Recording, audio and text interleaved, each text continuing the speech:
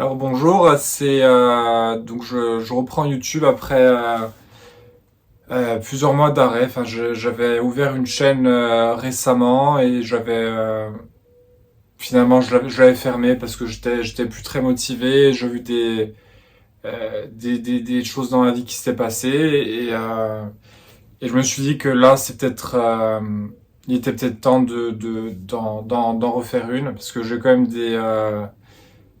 des sujets qui me tiennent à cœur, que je souhaitais évoquer, partager, parce que bon, alors ce sont des thématiques qui sont assez, je dirais, bon, négatives puisque elles m'ont affecté personnellement, mais elles ont la vertu de pouvoir peut-être aider certaines personnes pour voilà, éviter peut-être qu'elles fassent les erreurs que j'ai pu faire. Alors, parmi ces thématiques, dans cette chaîne, je voudrais aborder notamment la psychiatrie et le consentement éclairé du patient, voilà, qui à mon sens n'est jamais totalement mis en place. Voilà, c'est très rare que le patient lorsqu'on lui propose un traitement, par exemple, typiquement un traitement antidépresseur ou antipsychotique, eh bien, va pouvoir donner son consentement éclairé, c'est-à-dire, donc par consentement éclairé, c'est-à-dire que la personne a toutes les informations dans son esprit pour pouvoir, eh bien, dire oui ou non au traitement qu'on lui propose. Très souvent, un traitement qu'on propose est vu comme voilà, la panacée, c'est un traitement qui va vraiment changer la vie dans le mieux pour le patient. Alors ça arrive que ce soit le cas, bien entendu. Moi, j'ai eu des traitements, un traitement notamment antidépresseur qui m'a beaucoup aidé. Mais à contrario, j'ai eu un traitement antipsychotique qui là a fait des ravages, bien tout simplement parce que je n'ai pas été informé, voilà, des effets potentiels négatifs, a fortiori après l'arrêt du traitement. Ouais, le syndrome de sevrage étant parfois encore plus contraignant, encore plus négatif que les effets secondaires de la molécule en elle-même. Donc voilà, donc dans cette chaîne, je voudrais réaborder ces thématiques-là, donc de la psychiatrie. Je pense que je ferai aussi du contenu en anglais, puisque voilà, ça me plaît de parler anglais, et puis surtout, la littérature concernant les syndromes du sevrage et tout ce qui a trait aux psychotropes en général, et bien là, la littérature est plus anglaise, hein, tout simplement.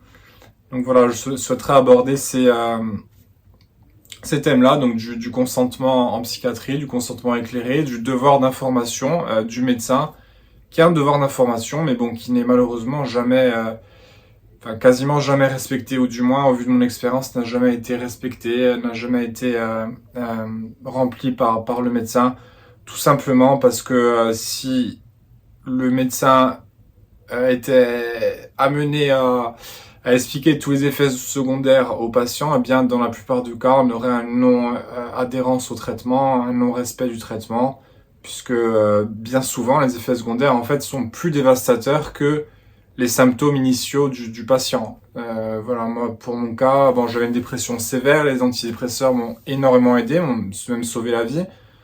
Mais ensuite, les antipsychotiques qu'on m'a donnés n'ont rien apporté, au contraire, ils ont été dévastateurs. Là, perte de mémoire, perte de concentration, perte de libido, euh, perte de créativité, un état d'anédonie et de total, je dirais, voilà, sentir comme un robot, clairement. Et voilà, ça aurait changé ma vie, en fait, si mon docteur m'aurait informé de tout ça. Et même aller plus loin, mais bon, là, ça relève plus de l'utopie qu'autre chose. Mais si le médecin pouvait venir expliquer comment le neuroleptique fonctionnait, par exemple, pour dire que voilà, la théorie, c'est que voilà, la psychose résulte d'un excès de dopamine dans le cerveau. Et bien voilà, ces antipsychotiques viennent bloquer ces récepteurs pour, eh bien, limiter la production de dopamine et par ainsi réduire les délires. Mais voilà, donc, les antipsychotiques traitent les symptômes positifs de la schizophrénie et pas les négatifs. C'est au contraire, ils vont les aggraver même. Symptômes positifs étant ce qu'on ajoute, les délires et tout ça.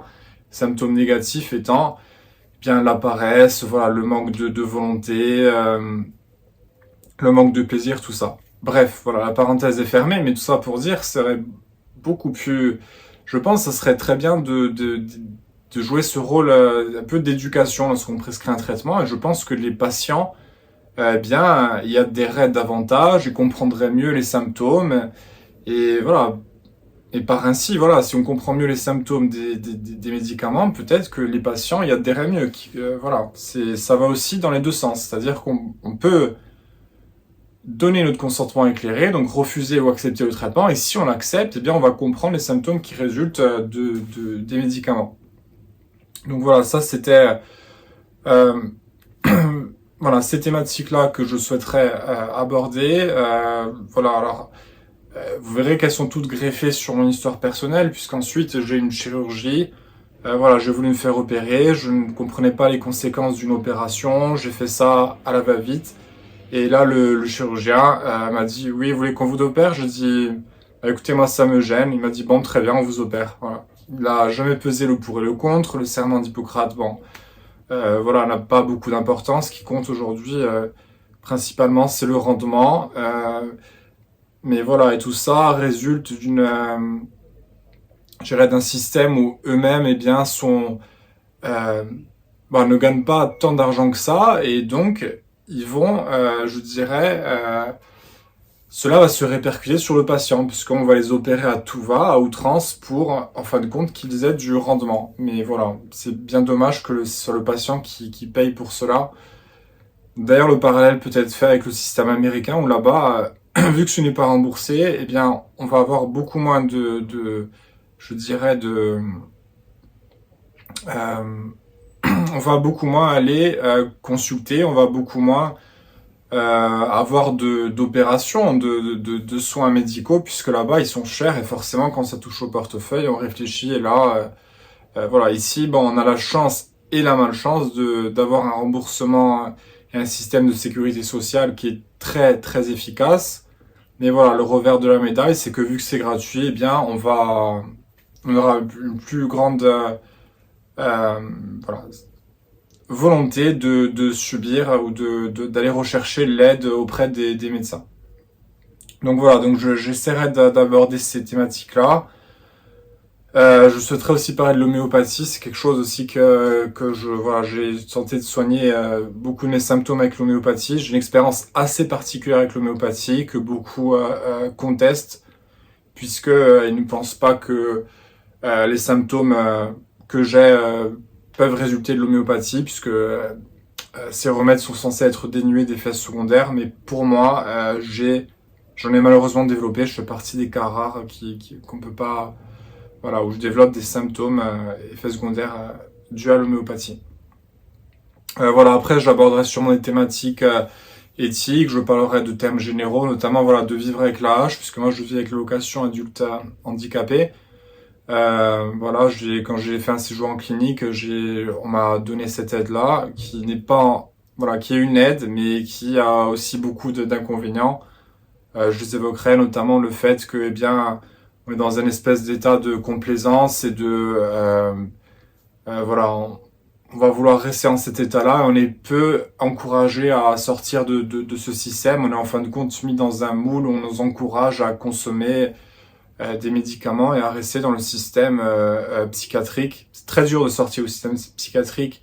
Il est d'ailleurs comparable au milieu carcéral. Je trouve que il est extrêmement difficile de sortir de ce système une fois qu'on a mis les pieds dedans. Euh, voilà, donc j'essaierai d'aborder toutes ces thématiques, vous le verrez. Bon, elles sont très axées sur le médical, sur voilà, aussi le juridique, puisque je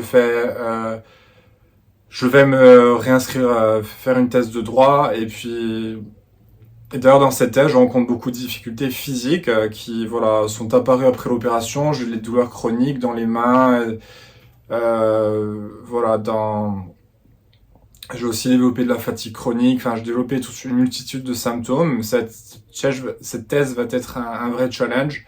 Mais voilà, je me dis que voilà, à l'âge de 30 ans, c'est un vrai tournant et je vais m'évertuer, à essayer de me forcer à rédiger cette thèse, puisque voilà, c'est un peu un combat que je mène, un combat avec moi-même et aussi avec, voilà, avec mes propres décisions, essayer de faire un travail d'introspection dans tout ça.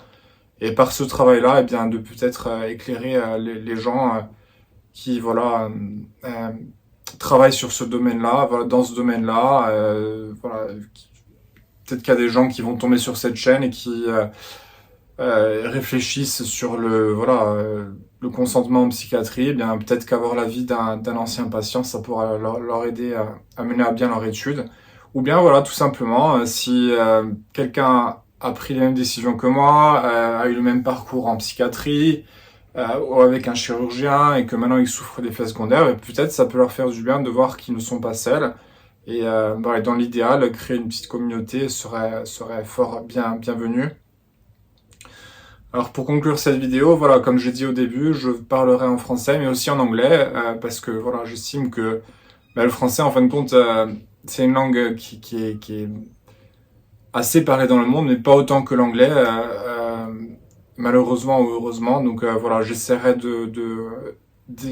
voilà, d'élargir l'audience, entre guillemets, en ajoutant l'anglais pour... voilà, ça peut être aussi intéressant pour les anglo-saxons de voir comment ça se passe ici en France et peut-être